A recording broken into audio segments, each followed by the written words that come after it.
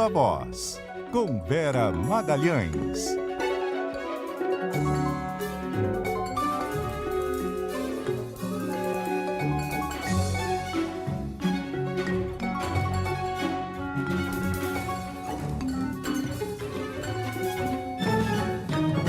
Vera Magalhães, muito boa noite, tudo bem? Boa noite já, boa noite para você, Débora, para a Carol, para os ouvintes, também para quem está assistindo Viva a Voz nos diferentes dispositivos e plataformas. Oi, Vera. Tem muito assunto para a gente tratar aqui hoje e um deles é essa declaração que o governo Trump deu há pouco de que vai usar toda a força contra Nicolás Maduro na Venezuela. Os Estados Unidos deslocaram navios de guerra para a costa do país. E a movimentação militar acontece sob a alegação de conter ameaças de cartéis de tráfico de drogas. A gente queria convidar você, ouvinte, a participar conosco, mandar mensagem sobre esse assunto ou sobre qualquer outro que você queira, mas participa aqui com a gente. Conta para nós qual é a sua opinião sobre essa movimentação que não deixa de gerar atenção. Pode mandar mensagem para o nosso WhatsApp, que é o 11 99911 9981. Sobre os nossos assuntos aqui do Brasil, Carolina Tomé, em Brasília, traz mais detalhes aqui sobre os desdobramentos após o despacho do ministro Flávio Dino, do STF, sobre a validade de decisões de tribunais internacionais. Oi, Ana, boa noite. Boa noite, Débora, Vera, Carol. É isso mesmo, no governo e no Congresso, a decisão do ministro do STF, Flávio Dino, de que leis de outros países não têm efeito direto no Brasil foi vista como um divisor de águas por aliados de Lula. Para esse grupo, Dino reforça a soberania nacional ao deixar claro que, no Brasil, as regras estrangeiras não têm aplicação automática e precisam, antes, passar pelo crivo da justiça. Mas, de outro lado, a oposição diz que o STF dobra a aposta. Por quê? Indiretamente, a decisão tenta ali blindar o ministro Alexandre de Moraes das aplicações da Lei Magnitsky, já que qualquer bloqueio de contas e ativos financeiros vai precisar antes de autorização do Supremo. Nesta terça, Dino fez um despacho em que esclareceu que tribunais superiores estrangeiros e cortes internacionais não são a mesma coisa e que só vão precisar ser chanceladas pelo Brasil decisões tomadas por tribunais superiores estrangeiros que se assemelham à Suprema Corte e não cortes internacionais como o Tribunal de Haia. Mesmo assim, nos bancos, a decisão gerou insegurança e apreensão, principalmente sobre o efeito da decisão em casos de criminosos perigosos, como traficantes ou terroristas. O mercado financeiro reagiu. No Palácio do Planalto, a avaliação é de que Dino reforça o óbvio, que no Brasil as pessoas estão sujeitas às regras do país e que qualquer tentativa de interferência estrangeira precisa antes ser chancelada pelo Poder Judiciário. A ministra Gleisi Hoffmann disse que Dino colocou os pingos nos is e que é preciso reafirmar o princípio da soberania até quando ministros do STF são sancionados ilegalmente pelo governo americano. Mas no Congresso, a oposição fala em crise no mercado financeiro. O líder do PL, o senador Carlos Portinho, diz que o STF dobra a aposta e busca só ter razão. Querer arriscar toda uma nação, né? Todo o sistema econômico financeiro do país, por querer ter razão, às vezes é melhor ser feliz. Não dá para dobrar a aposta toda hora, porque os riscos sistêmicos são muito grandes e o Brasil precisa de paz. Já o líder do PT na Câmara, o deputado Lindbergh Farias, disse que a decisão de Dino barra as chantagens americanas contra o Brasil. Nós temos um ordenamento jurídico próprio.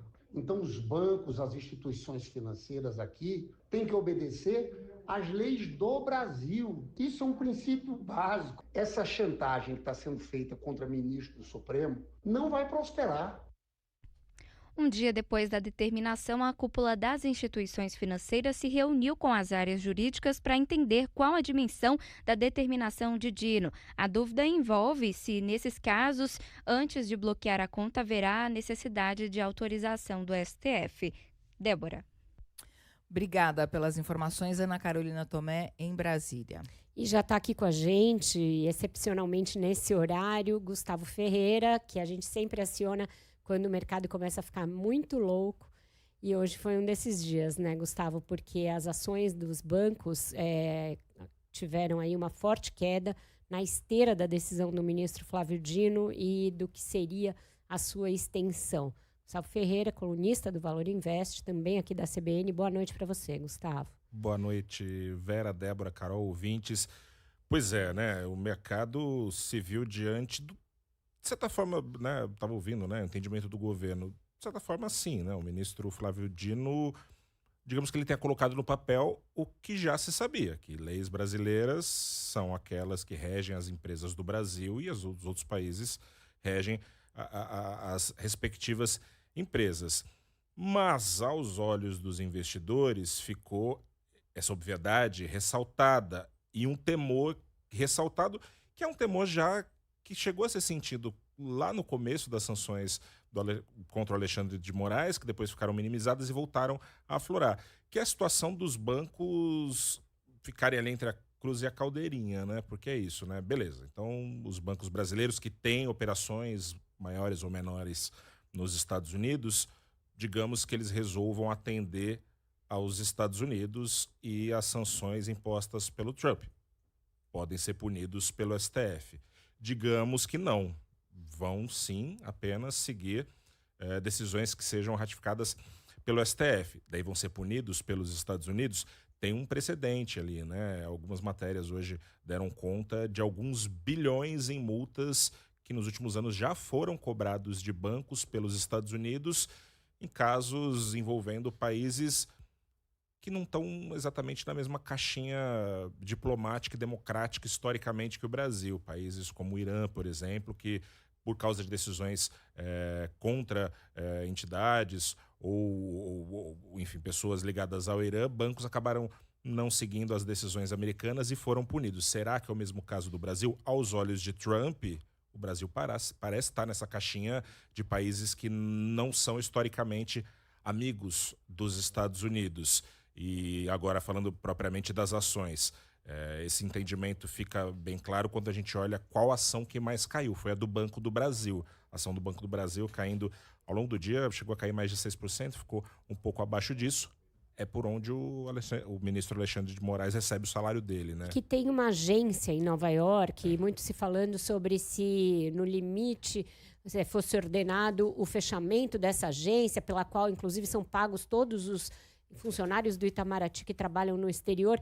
Esse tipo de alvoroço não dar uma interpretação mais grave à lei, mesmo antes do governo americano falar qualquer coisa? Acho que é. Acho que tem algum exagero aí, né? Assim, claro, o mercado nunca é só um fator. Hoje, de certa maneira, já usando aqui o jargão do mercado, né? Era um dia sem gatilhos, né? Não tinha um indicador de peso, como teve ontem, por exemplo, mais uma queda da expectativa de inflação, trazendo um apetite por risco muito forte no Brasil.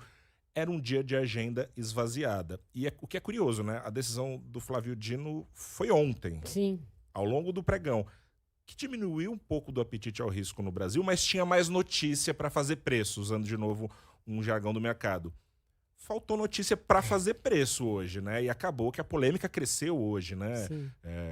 Tivemos também, e aí já no fim do dia, ontem, por exemplo, a embaixada falando que Alexandre de Moraes é uma pessoa tóxica, né? Isso é mais que um adjetivo, quer dizer que a cada relação que ele tenha com qualquer empresa, essa outra empresa acaba também sendo vista como um Alexandre de Moraes pelo governo americano, né? Sim. E isso acabou hoje respingando nos preços dos ativos. E é importante dizer, uma versão generalizada, né? Os bancos tiveram quedas mais profundas, e natural que seja assim, mas o mercado brasileiro foi preterido de maneira geral. Grande parte das ações no Brasil caíram, o Ibovespa com uma queda de mais de 2%, e o dólar tendo uma alta expressiva, que era algo que não vinha acontecendo, né? Uma alta de mais de 1% hoje. Ô Gustavo, os bancos vinham conversando com o ministro Cristiano Zanin, que é o relator de uma ação do PT, que pede à corte para proibir os bancos de aplicarem a lei Magnitsky aqui no Brasil, né? E o Zanin tinha dito que não ia dar nenhuma decisão por enquanto. Acabou que o Flávio Dino correu por fora e se manifestou antes de uma ação sobre um outro tema, mas que acaba tendo relação. Para os bancos, o ideal era que o Supremo não fizesse muita marola, inclusive estavam tentando convencer os ministros a abrir conta em cooperativa de crédito, eles estavam querendo se livrar desse pepino, né? Mas não conseguiram. Pois é, e tem a surpresa, né? Porque, de fato, ninguém esperava, ainda mais num caso que diretamente não tinha nada a ver com isso, né? Que era um caso da tragédia de Mariana, enfim, uma decisão que acaba respingando na lei Magnitsky, em toda essa polêmica com Alexandre de Moraes. Então tem esse fator surpresa. E eu acho que tem também um fator político que sim interfere nisso tudo, né? Porque uma leitura que se faz no mercado é de que foi uma mensagem política do STF também, como tem dito a oposição, dobrando a aposta. E o temor é não só em relação aos bancos, mas é uma imprevisibilidade muito grande em relação ao que o Trump pode fazer, né? Será que ele, então, ao dobrar a aposta, será que ao Brasil, aos olhos dele, o Brasil dobrando a aposta, o Trump não vai triplicar essa aposta? Daí também explica um pouco essa versão generalizada que não respingou só nos bancos, mas de maneira geral em todos os ativos aqui no Brasil. Gustavo Ferreira, muito obrigada mais uma vez por ter antecipado aqui a nossa conversa para esclarecer a nossa audiência sobre esse assunto tão importante. Até a próxima. Até a próxima, eu que agradeço e, como sempre, convido a acessar o valorinvest.com. É isso aí. Gustavo Ferreira, que é editor assistente do Valor Invest, está todo dia aqui com a gente. Quando necessário, ele vem ao vivo aqui no estúdio. São 6h16 agora. O Clauson Dutra tem informações de São Paulo sobre o aceite dos Estados Unidos a um pedido de consulta do Brasil na OMC. Explica pra gente, Clauson. Boa noite. Boa noite para você, Débora, e para todos. Explico. Os Estados Unidos aceitaram, portanto, esse pedido do Brasil para consultas na Organização Mundial do Comércio, a OMC. Mas alegaram que as queixas do Itamaraty envolvem questões de segurança nacional e, portanto, não estão sujeitas à revisão pela entidade. O Brasil acionou a OMC em 11 de agosto, questionando as tarifas de 50% impostas pelo governo Donald Trump sobre produtos brasileiros. No pedido, o país afirma que as medidas são incompatíveis com as regras internacionais de comércio. O Itamaraty também enviou uma carta ao escritório de representante comercial dos Estados Unidos em resposta às investigações abertas por Washington sobre o PIX e temas como desmatamento, comércio, meio digital e combate à corrupção. Neste documento, Débora, o governo brasileiro defende um diálogo construtivo e pede que os Estados Unidos reconsiderem a investigação, argumentando que medidas unilaterais podem comprometer o sistema multilateral de comércio e prejudicar as relações bilaterais. O governo Lula sustenta que as tarifas impostas são ilegítimas, pois não há prejuízo às empresas norte-americanas em relação a outros países e que tais medidas violam as normas da OMC. Em defesa do PIX, o Brasil destacou a segurança, a estabilidade e a proteção ao consumidor, além de reforçar que não há restrições a empresas estrangeiras e que o sistema ampliou a inclusão bancária no país. Na carta, o governo brasileiro também enfatizou que nenhuma decisão do STF ou ordem judicial limita os direitos ou a capacidade de empresas americanas de competir no mercado nacional.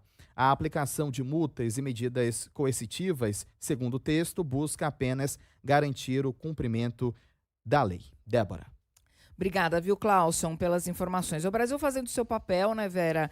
Acionando os órgãos internacionais, encaminhando sua defesa, inclusive é um assunto que se conecta com o que nós tratávamos há pouco com o Gustavo. Exato, Débora, mas é aquela coisa, né? Você cumpre ali o papel, cumpre o script, mas com muito pouca chance de efetividade. A própria resposta do governo americano é: tudo bem, vocês podem reclamar para a OMC, mas esse é um assunto de segurança nacional e, portanto, não está sujeito a uma revisão da OMC. Eles dizem: vocês vão lá, reclamem com o bispo, reclamem com quem vocês quiserem, mas a decisão está tomada e não vai ser revista.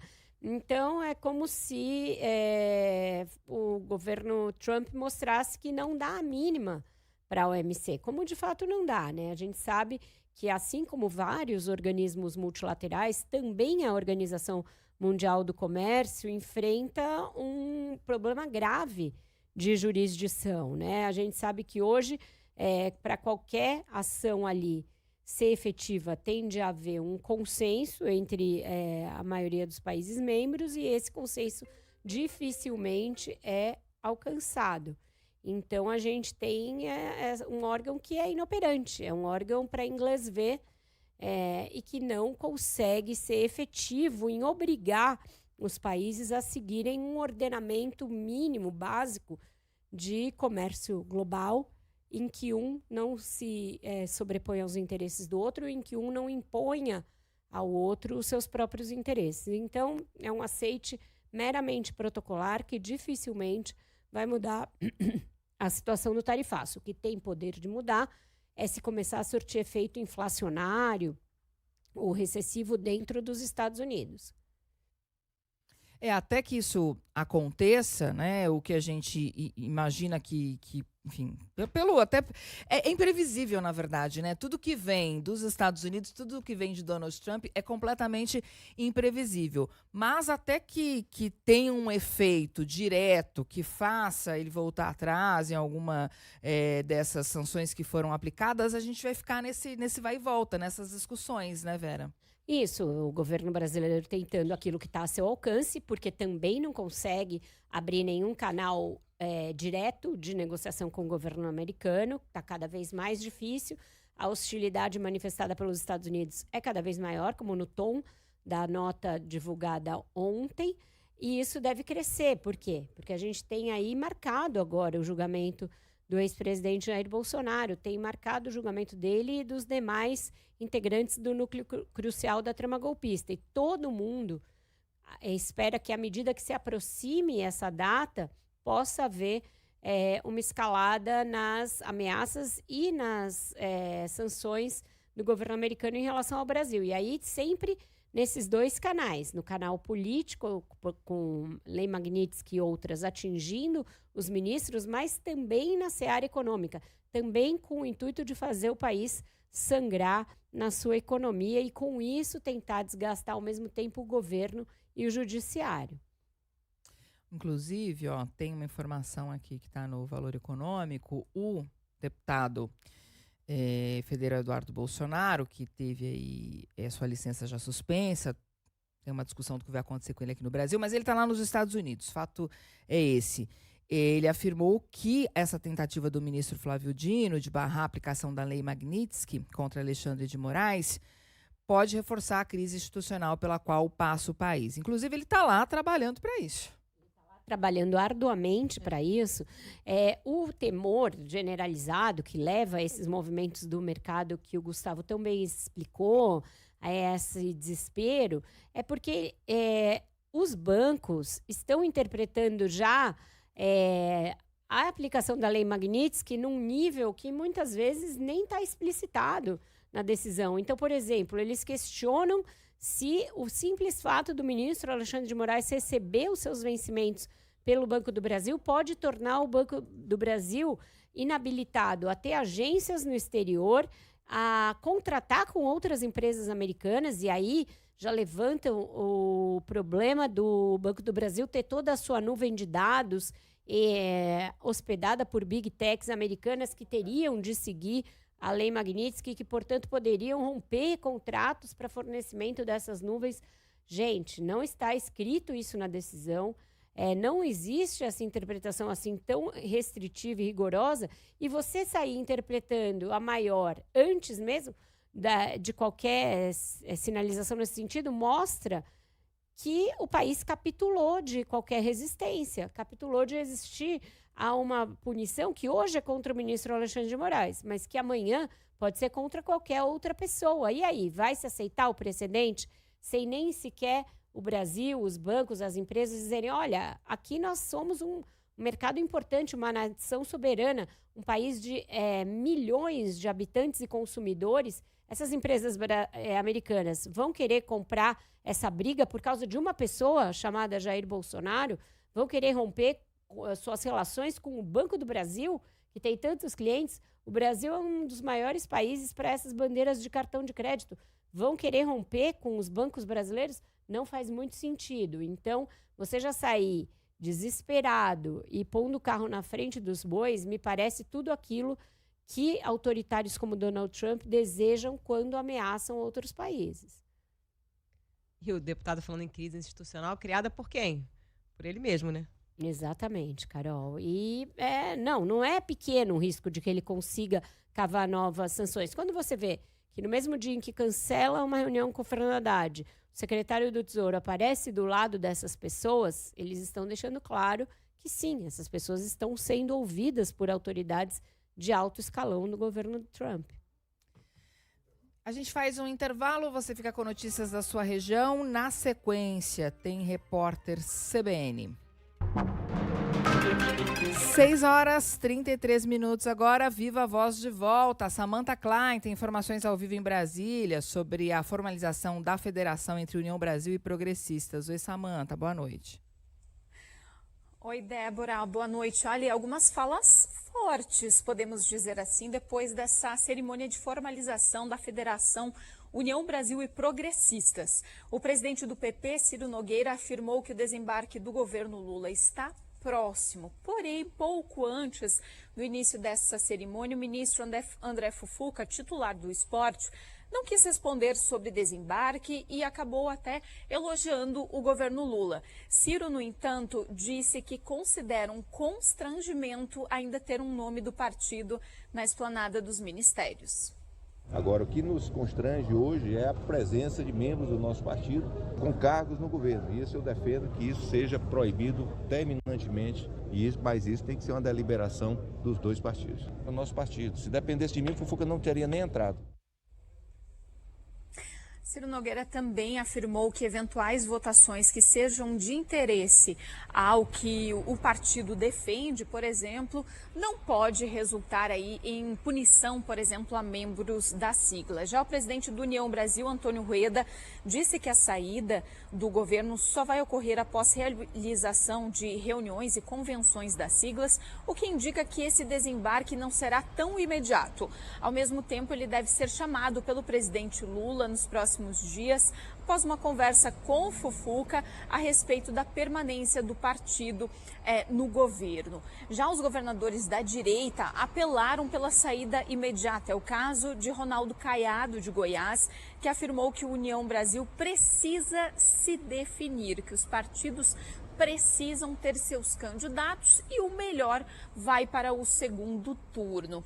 Já do Republicanos e um dos principais presidenciáveis, o governador de São Paulo, Tarcísio de Freitas, participou também dessa cerimônia, disse que o Brasil aguardava por essa nova força política para enfrentar os problemas do Brasil. A oficialização da Federação União Brasil e Progressistas formaliza, portanto, oficializa a maior força política do Congresso Nacional, com cobranças desses governadores. A gente vai ter aí uma bancada que pode crescer ainda. As duas legendas no Congresso somam 109 deputados federais e 15 senadores. Inclusive, a senadora Margarete Busetti vai se coligar ao PP amanhã, aumentando aí essa bancada no Senado. Com vocês. Obrigada, Samantha, pelas informações. Esse desembarque que vem sendo defendido já por muitas vozes, né, Vera? Até porque essa manutenção muitas vezes parece inviável, né, desses partidos no Ministério, porque são partidos que votam contra o governo. Pois é, deveria ser inviável. O próprio governo deveria ser o primeiro a cobrar que partidos que têm assento no Ministério, que, portanto, ordenam despesas, nomeiam seus integrantes para vários cargos, nos quais eles recebem salários, muitas vezes grandes, volumosos, que empregam cabos eleitorais, todo tipo de aliados nas suas bases, tivessem algum tipo de fidelidade com as políticas do governo nas votações do Congresso. Mas isso está cada vez mais descolado. O próprio governo não tem força suficiente para exigir isso, porque o risco seria pior ainda, seria esses partidos simplesmente romperem com o governo, então não há cobrança e também não parece haver interesse nenhum dos próprios partidos de clarearem a sua situação. Quando o senador Ciro Nogueira fala de um constrangimento com a permanência dessa situação, o constrangimento é para ele, que é um oposicionista declarado. Para quem está ali no governo, usufruindo das benesses de ser governo sem ali o problema de ser governo, né? Ou seja, sem os ônus de ser governo, para esse está tudo no melhor dos mundos. Você aproveita o que é bom e escapa daquilo que é desgastante. Então, é uma situação disfuncional que diz muito a respeito da anomalia partidária que existe no Brasil. E aí, assim, essas fusões e federações podem ser até boas porque reduzem o número de partidos, mas não é que criem partidos mais coerentes e mais nítidos do ponto de vista ideológico. Criam esses monstrenhos que são enormes e que, por serem enormes, se sentem bem à vontade para transitar entre governo e oposição, como se não houvesse nenhum problema quanto a isso. E Vera, quando o governo estava nas cordas, depois da crise do INSS, popularidade do presidente Lula caindo, a pressão por entregar os cargos dos ministérios era muito maior. Agora que o governo deu uma respirada, né, que a popularidade do governo melhorou, com essa crise toda aí envolvendo os Estados Unidos e a atuação da família Bolsonaro, aí a situação já muda um pouco de figura, né? Não é nem que tenha chegado a melhorar, né? Mas com essa indefinição em relação ao próprio Bolsonaro e à candidatura da direita, e o fato de que o governador aqui de São Paulo, Tarcísio de Freitas, hesita muito em assumir uma candidatura, então o que eles pensam? Bom, se não for o Tarcísio, se for alguém da família Bolsonaro ou algum dos outros governadores da direita, não são candidatos tão fortes para vencer o Lula. Então, talvez não seja tão ruim ficar no governo Lula até o final. É uma conta bem com olhos ali de 2026. Não é que o Lula esteja uma Coca-Cola da China, em termos de popularidade. O que aconteceu, na verdade, é que ele parou de cair, não chegou nem a melhorar. Mas o cálculo que se faz é que, se não for o Tarcísio, não existiria um outro nome tão forte, apto a vencê-lo em 2026. Então, vamos ficando por aqui, que a gente está nessa situação confortável de usufruir do fato de ser governo sem o ônus de ser governo, né? Muito bem, a gente faz mais um intervalo e você fica com notícias da sua cidade. 6h45, Viva Voz de volta. Igor Cardim, em Brasília, tem mais informações sobre o projeto que prevê punição a quem impedir funcionamento da Câmara. Oi, Igor. Pois é, Débora, após aquele motim promovido por deputados bolsonaristas no plenário da Câmara, que obstruiu os trabalhos há cerca de 2 semanas, a Câmara dos Deputados aprovou o requerimento de urgência do projeto de resolução elaborado pela mesa diretora, que tenta endurecer o Código de Ética e também o regimento interno, e tipificando, inclusive, novas condutas passíveis de punição pelos deputados. Durante a votação, o presidente da Câmara, Hugo Mota, disse que todos que participaram daqueles momentos sabem que não se pode se repetir e disse que não há desejo de hipertrofiar os poderes, mas de proteger o bom funcionamento da casa. Ele disse que, na prática, a proposta estabelece que episódios como empurrões, ocupação da mesa ou impedimento de votações poderão resultar em punições que vão de suspensão temporária à perda de mandato, dependendo da gravidade.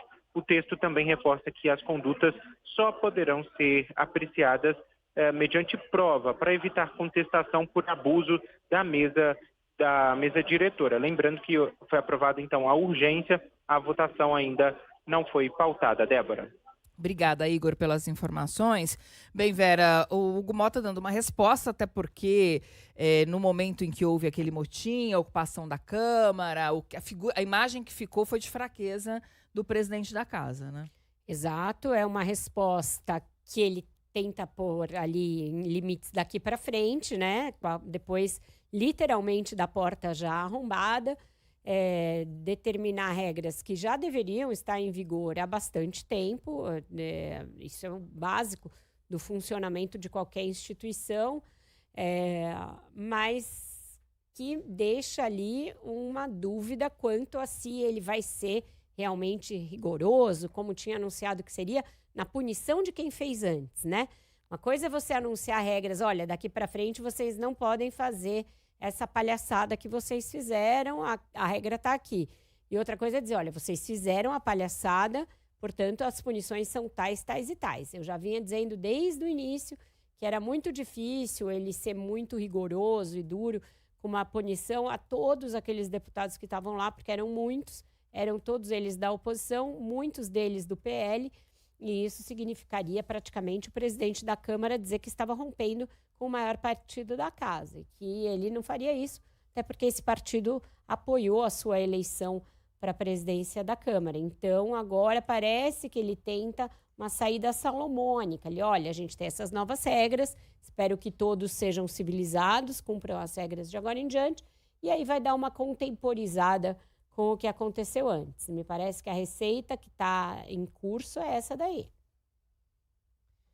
Gente, vamos falar de outro assunto, essa questão da Venezuela, dos Estados Unidos enviando navios para águas caribenhas, né, ali próximo do mar territorial da Venezuela. O Luiz Delboni tem as informações para a gente. Oi, Delboni, boa noite. Boa noite, Carol. Exatamente, o governo dos Estados Unidos vai usar toda a força contra o regime venezuelano de Nicolás Maduro e contra o tráfico internacional de drogas. O anúncio foi feito hoje pela porta-voz da Casa Branca, Caroline Leavitt. Segundo ela, o governo de Donald Trump não considera Maduro como presidente legítimo do país, mas sim como líder de um cartel narcoterrorista. O presidente Trump tem sido muito claro sobre isso. Ele está preparado para usar toda a força americana para impedir a entrada de drogas no nosso país e levar os responsáveis para a justiça. Maduro não é o presidente legítimo da Venezuela. Ele é um fugitivo e chefe de um cartel narcoterrorista acusado de tráfico de drogas nos Estados Unidos. Trump tem dito que, se preciso, vai usar as forças militares do país para combater o tráfico de drogas. Um dos alvos nesse sentido é Nicolás Maduro. Os Estados Unidos prometeram pagar uma recompensa de 50 milhões de dólares por informações que levem à prisão ou condenação do líder venezuelano. Nesta semana, o governo americano enviou 3 navios militares usados em guerras para a costa da Venezuela em mais um capítulo da tensão entre os Estados Unidos e o regime de Maduro. A informação foi revelada pela agência de notícias Reuters. Segundo fontes do governo norte-americano, 3 destroyers chegarão até a costa venezuelana nas próximas 36 horas. O objetivo não tem nada a ver com a recompensa pela prisão de Maduro, e sim com ameaças dos cartéis de drogas da América Latina, segundo o anúncio oficial. O ministro de Defesa da Venezuela rebateu todas essas acusações e classificou as declarações feitas por Trump através do Departamento de Estado de Justiça como tolas e comparou as tentativas do ataque aos venezuelanos a um filme de faroeste hollywoodiano. Carol? Obrigada, Delboni. E a grande questão aí é o precedente que isso abre, né, Vera? De novo, né, essa palavra é a palavra do dia, porque precedente existe no caso da aplicação da Lei Magnitsky fora do seu escopo em relação ao ministro Alexandre de Moraes. Precedente existe na aplicação de um tarifaço sem nenhuma justificativa comercial para isso. É um precedente grave o presidente Donald Trump ter já determinado o uso das forças militares em solo americano, em pelo menos 2 cidades importantes, Los Angeles e Washington, e agora um precedente militar extraterritorial bastante sério. Alguém aqui vai defender a ditadura de Nicolás Maduro? Não, ninguém. Vamos chamar as coisas pelos nomes que elas têm. O que a Venezuela tem hoje há muito tempo, e muito mais agravado na última fraude do ano passado, é um regime ditatorial que se impõe pela força, que cala opositores, que prende esses opositores de maneira ilegal, que frauda eleições seguidamente, que não permite a presença de observadores internacionais, que, portanto, é um governo ilegítimo e ilegal. Os meios para se obter a saída de governantes com essa natureza, ditadores, governantes autoritários, autocratas de qualquer tipo, é sempre muito complexo. Existem autocratas como Nicolás Maduro, que praticam um governo que ele diz ser de esquerda, embora já seja praticamente indistinguível o que ele faz na Venezuela em termos econômicos. Tamanha é o tanto que o regime se perdeu. Mas também existem ditadores que são de direita, e eles estão aí em vários lugares do mundo, inclusive no continente.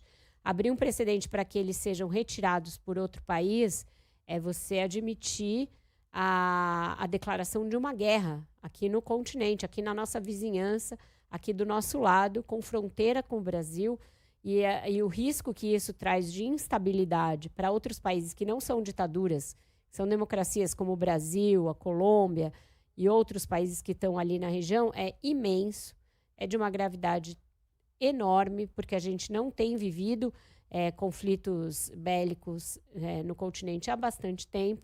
Já tinha ameaças vindas do próprio Maduro em relação ali ao Suriname, etc. E agora essa situação atinge uma gravidade inaudita, porque o Maduro também está dizendo que vai arregimentar aquelas tropas de milicianos formadas de maneira ilegal e autoritária e truculenta por Hugo Chávez e por ele. Então, é realmente algo, mais uma situação com a qual o Brasil tem que se preocupar e muito, seja pelo precedente, seja pela proximidade territorial que a Venezuela tem em relação ao Brasil. Nossos ouvintes se manifestaram sobre esse tema, viu, Vera? O Sérgio da Mata, ele é do Recife.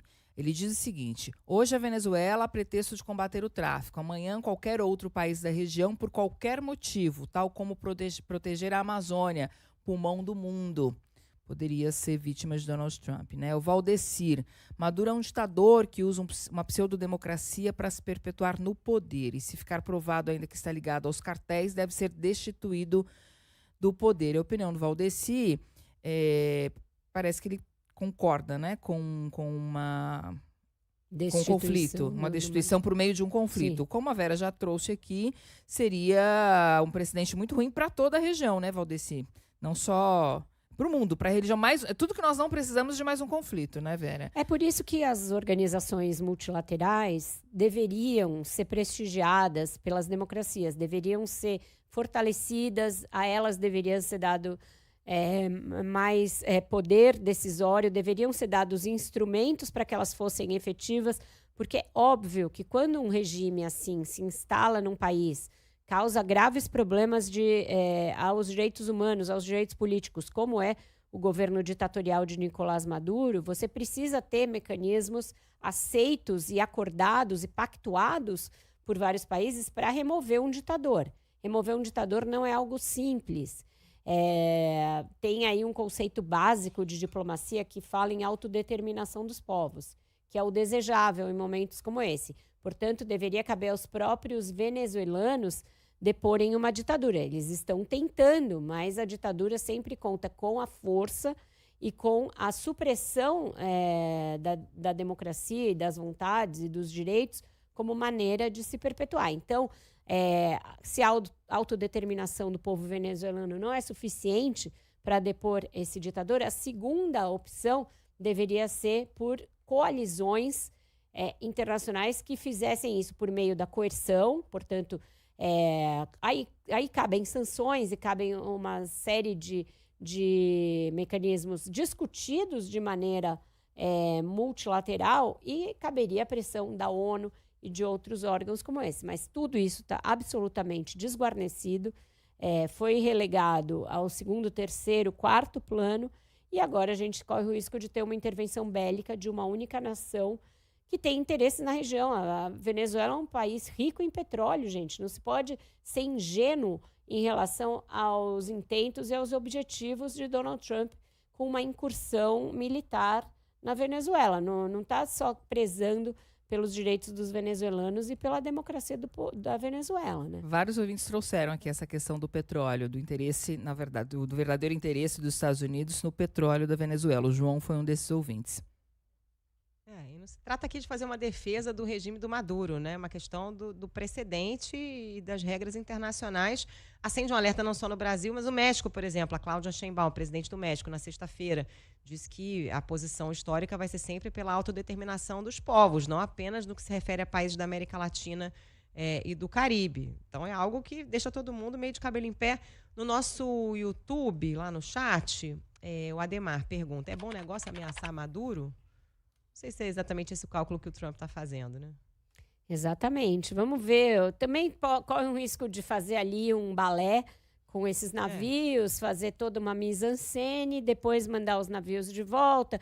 Esse morde-a-sopra tem sido uma das características dessa diplomacia absolutamente unilateral e mercurial do Donald Trump. Uma hora ele ameaça e aí ele recua. Em alguns casos ele ameaça e cumpre. Então, a gente tem de ver do que se trata nesse momento.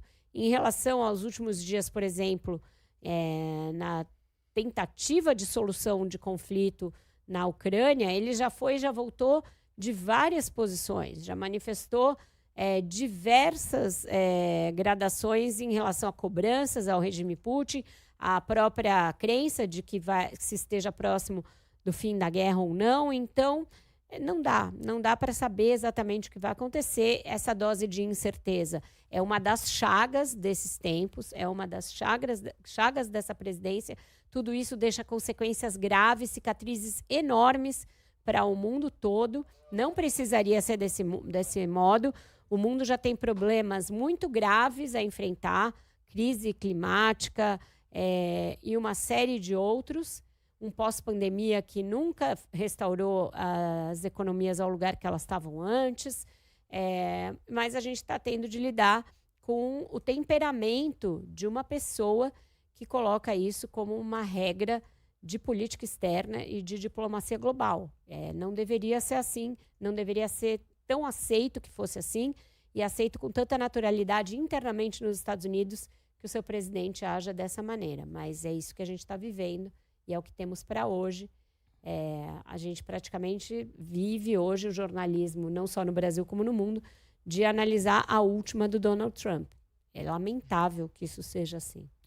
Lembrando que Estados Unidos já invadiram o Irã esse ano. E a gente está falando de um presidente que também está ali jogando um verde para ver se consegue ser indicado ao Nobel pela resolução do conflito, uma eventual resolução do conflito entre Rússia e Ucrânia, né? A gente está falando da mesma pessoa. Nobel da Paz, é isso. E não contém ironia, né? É uma candidatura supostamente séria. Verinha, até amanhã então. Beijo. Até amanhã, uma boa noite a todos. Vocês ficam com a terceira hora do ponto final. E amanhã Viva a Voz às 6 da tarde. Vera.